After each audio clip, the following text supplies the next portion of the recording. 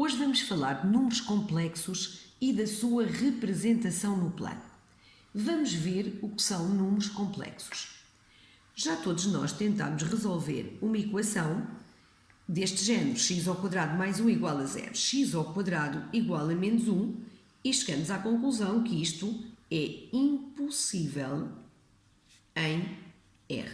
De facto, x igual a mais ou menos raiz de menos 1 não pertence a R, porque em R não existem raízes pares de números negativos.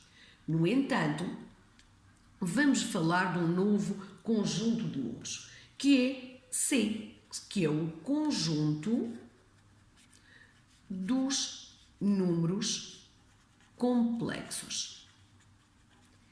E em C existem raízes pares de números negativos. Raiz de menos 1 designa-se por I e chama-se unidade imaginária. E então, a nossa equação x² mais 1 igual a 0, que daria x² igual a menos 1, ou seja, x igual a mais ou menos raiz de menos 1, daria x igual a i, ou x igual a menos i. E então já teria solução. Vamos ver outro exemplo em C. Por exemplo, vamos resolver x² mais 7 igual a 0. E ficaria x² igual a menos 7, ou seja, x igual a mais ou menos raiz de menos 7. Vamos então aqui colocar menos 1 vezes 7, portanto, menos 7 é igual a menos 1 vezes 7, e ficaria x igual a mais raiz de menos 1 vezes raiz de 7, ou x igual a menos raiz de menos 1 vezes raiz de 7. Como isto é designado por i, então x seria raiz de 7i, ou x igual a menos raiz de 7i, e teríamos aqui então a solução da nossa equação. Então, como dá para perceber, o R está contido em C.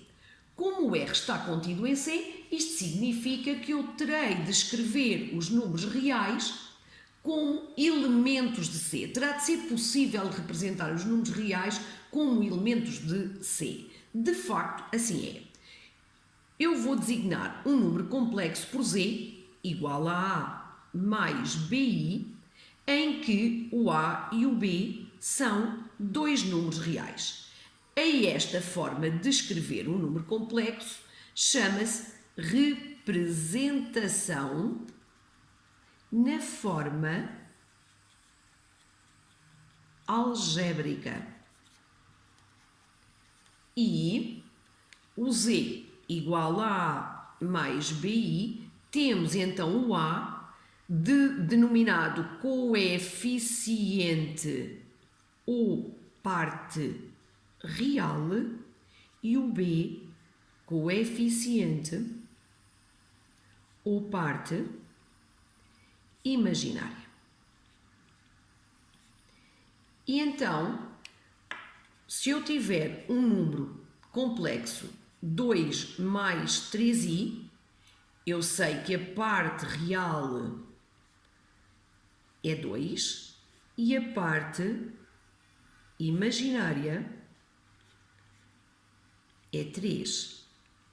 Da mesma maneira que se eu tiver z igual a 1 menos i, portanto, o meu a, ou seja, a parte real, é 1, e o meu b, ou seja, a parte imaginária, quando não tem ali nada, é 1, portanto, ficaria menos 1 na parte imaginária. Se, por exemplo, eu quisesse representar o 0, seria 0 mais 0i. O zero é coincidente, ou seja, isto seria só zero. O zero é coincidente nos números reais e nos números complexos. Se eu quiser representar um número real, basta-me dizer que a sua parte imaginária é nula. Ou seja, o meu z é igual a mais 0i, que é o mesmo que dizer que z é igual a e é, portanto, um número real. Por exemplo, 4 é o número z igual a 4 mais 0i.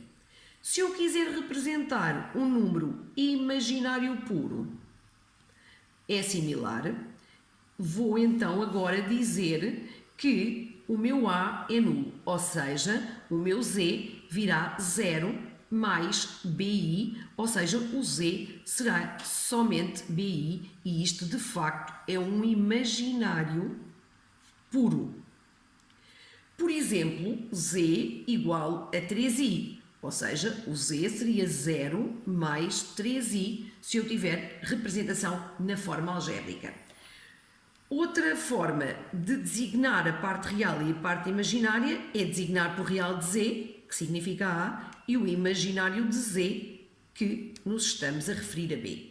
Exemplos disso é, por exemplo, z igual a 4 menos 3i, em que o a é 4 e o b menos 3, ou então z igual a menos 2 mais i, em que o a é menos 2 e o b é 1. Já sabem que quando não está ali nada, é a unidade.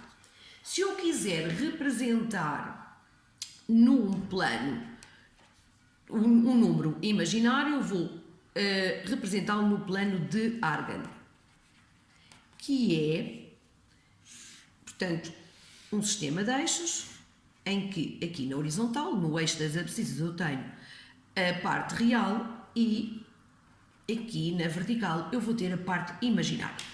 Se eu tiver z igual a mais bi, eu vou então marcar o a, que é a parte real no eixo real, e o b, que é a parte imaginária no eixo imaginário. Faço aqui o prolongamento, determina que o ponto que tem estas coordenadas, e a este ponto chama-se afixo de z.